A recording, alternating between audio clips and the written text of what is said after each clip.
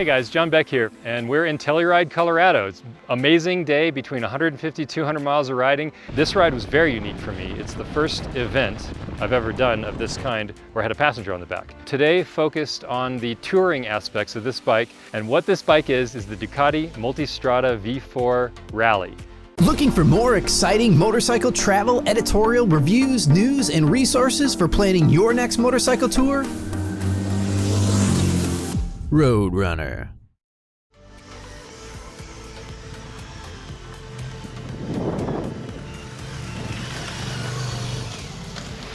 This is the most advanced bike in Ducati's line. It's got the Gran Turismo Evo power plant. It has very unique things, like it's got a counter-rotating crankshaft, which means most crankshafts rotate in the same direction as the wheels. This one rotates opposite, and it balances out the forces, and that does a lot of things. It gives the bike a lighter feel, a more nimble feel, and this is not a light bike. It's definitely heavy in the adventure world.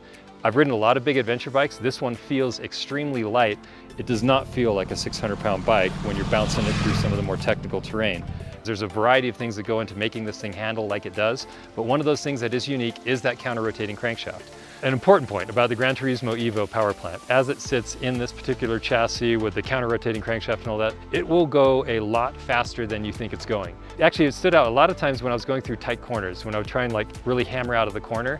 It felt gentle. I'm used to sort of hit off of a bike, and I thought this thing, it almost felt soft, and at first I'm thinking, oh, maybe it doesn't have a lot of power. And then you look at your speedometer, and I was like, oh, okay, no, it has power. And that happened both on and off-road, with a passenger on the back, going through this stuff and looking down, realizing you're doing 70 miles an hour, and it feels like you're just riding fine, we're both sitting down. That's pretty unusual. It was a very, very comfortable bike to ride fast, and the feedback from the motor was very confidence-inspiring. And so I think that's part of it, is you end up going very quick for what the terrain seems to be dictating sometimes, but with a huge amount of control. And I think that is credited to the light feel and the handling of the bike overall. It's got a 7.9 gallon fuel tank, which is pretty much at the top end of adventure bikes in this class. In spite of all that, we did some extremely twisty roads. Bike changes direction very, very well. The suspension seems to handle both changes in direction and changes in pavement really well also. Another thing that the Multistrada V4 Rally has is a quick shifter, and you can turn it on or off. It's incredibly fun. It's so smooth that the shifting can be almost deceptive sometimes. If you're riding the bike like it should be ridden and shifting where it should be, you don't even feel it. It's almost like it has an automatic transmission because it just sort of clicks through the gears both up and down.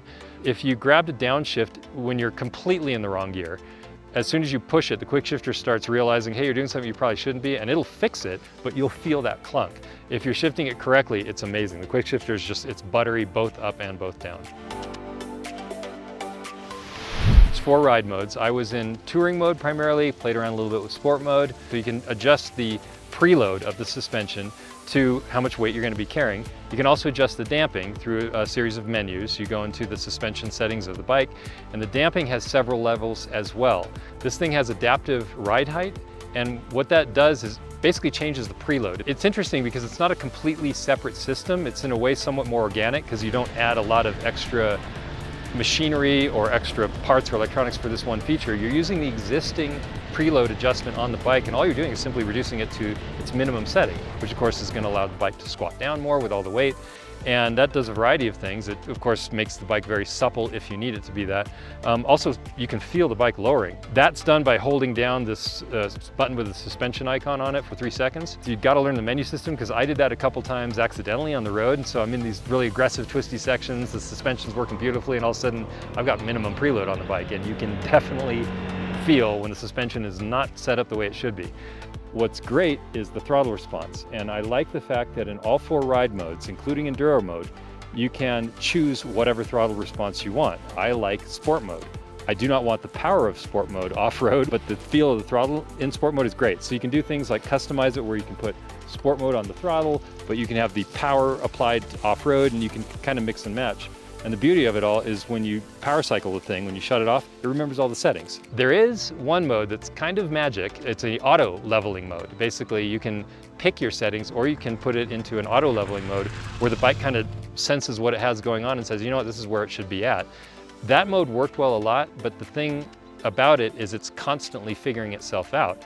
If you were on a ride that was very consistent, like a long day, all days on highway or something like that, the mode honestly would make perfect sense because it's so easy and it adjusts to variations in the terrain. I found when you go from super aggressive twisties to maybe a long slog of just sort of droning along, you would notice the difference between the two. On the road, some of the creature comforts we played with were things like the windscreen. It's adjustable with literally not just one hand, one finger, and not just completely up or down, a bunch of increments there. Not only have they increased the size of the cell phone compartment, it's got a USB port inside and it's ventilated, which is crucial. If it's a hot day, it doesn't overheat the phone. One thing that's super unique about this bike is all of the ventilation and heat dissipation things they have going on up front. There's a single button on the side. You press that in, you can lift it up or down, and you can open or close a baffle that will direct cold air onto your legs. These vents here up front are where the engine heat goes out into the universe. Then there's this separate vent here that has an intake further up front that has nothing to do with the engine. It's simply taking cold air, and it sort of shoots a jet here that creates a buffer between the atmosphere and the engine heat.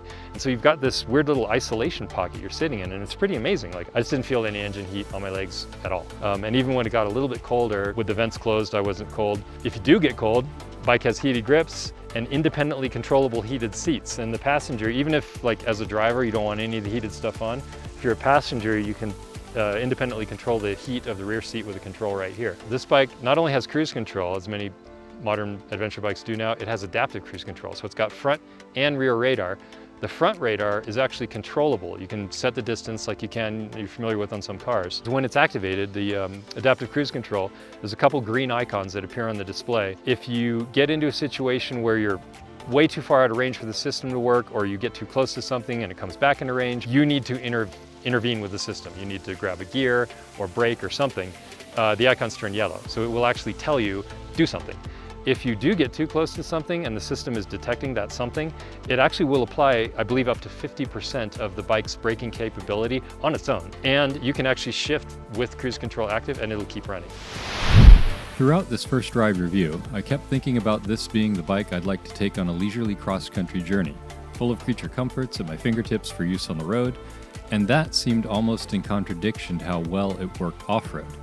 My only hesitation in really pushing the limits in the dirt was a nagging echo of not wanting to potentially bang up something with a price tag hovering around $30,000. In the Multistrada V4 Rally, Ducati basically presented what they believed to be a contender for the ultimate bike in this class and said, you get it all, pick your color.